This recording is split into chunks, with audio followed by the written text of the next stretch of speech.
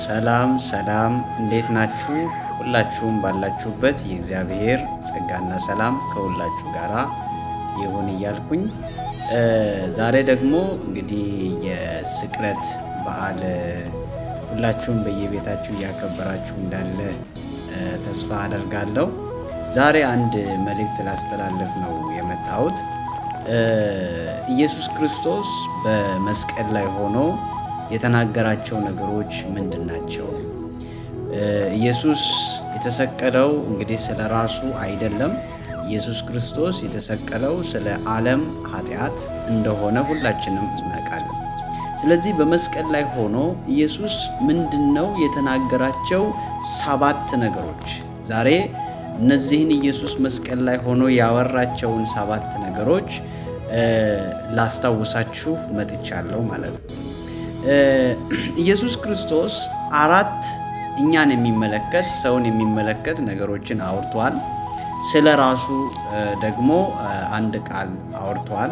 ከዛም ከአብ ጋር ደግሞ 2 ንግግሮችን አድርጓል። በአጠቃላይ 7 ንግግሮችን በመስቀል ላይ ሆኖ ሲያደርግ እንመለከታለን።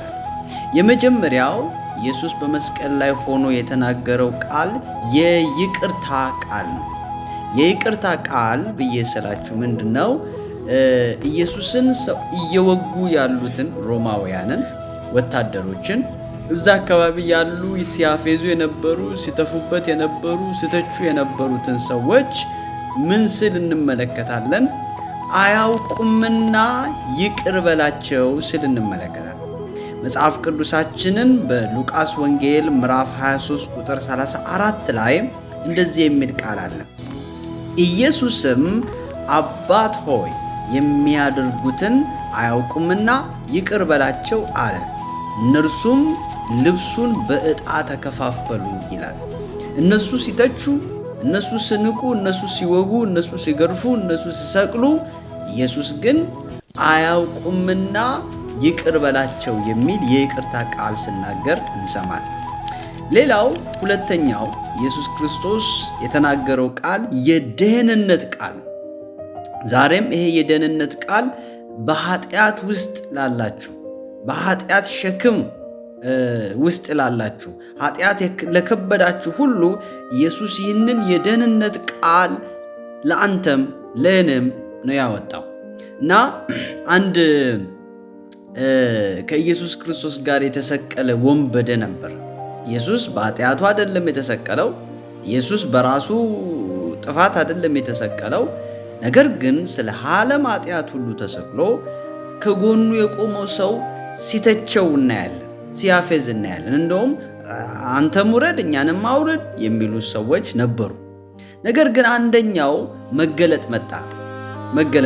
ምን የሚል መገለጥ ነው ወደ ልቡ የመጣው?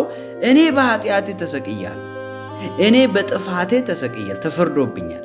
እርሱ ግን ምንም አላደረገም። ከዛ እንደዚህ አለ፣ በምትመጣበት ጊዜ በመንግሥትህ አስበኝ። ይህንን ባለ ጊዜ ኢየሱስ የደህንነት ቃል ተናገረ። በሉቃስ 23 ቁጥር 43 ላይ እንደዚህ ይላል፣ ኢየሱስም እውነት እልሃለሁ ዛሬ ከእኔ ጋር ተጠምቀህ አይደለም ያለው፣ ተለውጠህ ታጥነህ አይደለም ያለው። ልክ ባመነ ጊዜ የተሰቀልከው ለኔ ነው፣ በድጋሚ ደግሞ በትንሣኤ ተነስተ ለፍርድ ወደዚህ ዓለም እንደምትመጣ አውቃለሁ። እናም በምትመለስበት ጊዜ በመንግሥትህ አስበኝ ባለ ጊዜ ኢየሱስ እንደዚህ አለ፣ ዛሬ ከእኔ ጋር በገነት ትሆናለህ። እንዴት መታደል! ስለዚህ ዛሬም ቢሆን ለሰው ልጆች የመዳኛው ትልቁ ቁልፍና መንገድ ኢየሱስ በመስቀል ላይ የሞተው ስለኛ ኃጢአት መሆኑን ለሚያምን ሁሉ ኢየሱስ ይህንን ፕሮሚስ ነው፣ ይህንን የደህንነት ቃል ይነግረናል። ዛሬ ከኔ ጋር በገነት ትሆናለህ።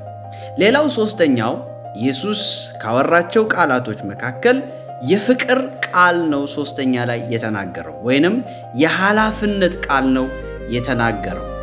የፍቅር ቃል ብዬ ስላችሁ በዮሐንስ ወንጌል ምዕራፍ 19 ቁጥር 26 እስከ 27 ላይ እንዲህ የሚል ቃል አለ።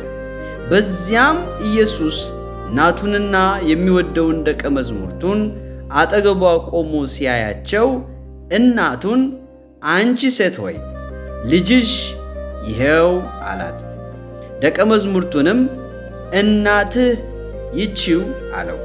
ከዚያን ጊዜ ጀምሮ ይህ ደቀ መዝሙር ወደ ቤቱ ወሰደ ይላል። ያ ማለት የፍቅር ወይንም የኃላፊነት ቃል ብዬ ስላችሁ ማርያምን ለዮሐንስ ዮሐንስን ደግሞ ለማርያም ስሰጥ እናያለን እና ኃላፊነት ስሰጥ እናያለን። ስለዚህ በመስቀል ላይ ሆኖ ካወራቸው ንግግሮች መካከል አንዱ ዮሐንስ አጠገቡ ሆኖ እያየ ስለነበረ ለዮሐንስ ንግግር ሲያደርግ እናያለን።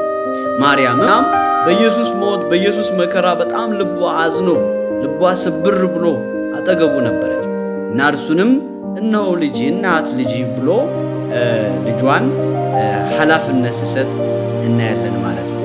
ስለዚህ አንዱ ኢየሱስ በመስቀል ላይ ሆኖ ካወራቸው ንግግሮች አንዱ የኃላፊነት ንግግር ነው። ሌላው አራተኛ ኢየሱስ በመስቀል ላይ ሆኖ የተናገረው ቃል የጭንቀት የመቸገር ቃል ሲናገር እናያለን። ማቴዎስ 27 ቁጥር 46 ላይ እንደዚህ የሚል ቃል እናነባለን። በ9 ሰዓት ገደማ ኢየሱስ ድምፁን ከፍ አድርጎ ኤሎሄ ኤሎሄ ላማ ሰበቅታኒ እያለ ሲጮህ ድምፁን በስቃ ድምፅ ሲጮህ ትርጉሙም ደግሞ አምላኬ አምላኬ ስለምን ተውከኝ ማለት ነው።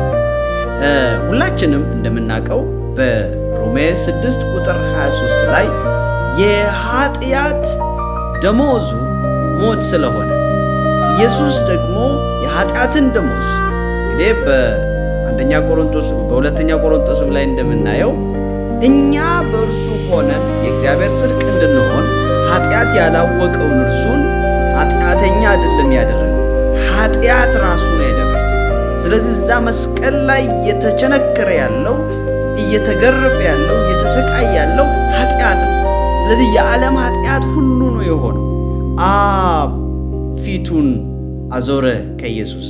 የዓለም ሁሉ ኃጢአት በኢየሱስ ላይ ሄዶ ተከመረ።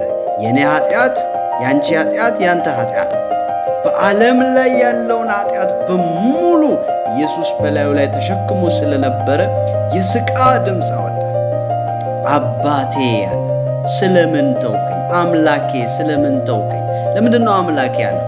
እዛ ጋ እየተሰቀለ ያለው ሰው ስለሆነ፣ ሰው ሆኖ የመጣው ኢየሱስ ስለሆነ፣ ፔን ስለነበረ፣ ስለዚህ የጭንቅ የመቸገር ቃል ሲያወጣ እናያለን።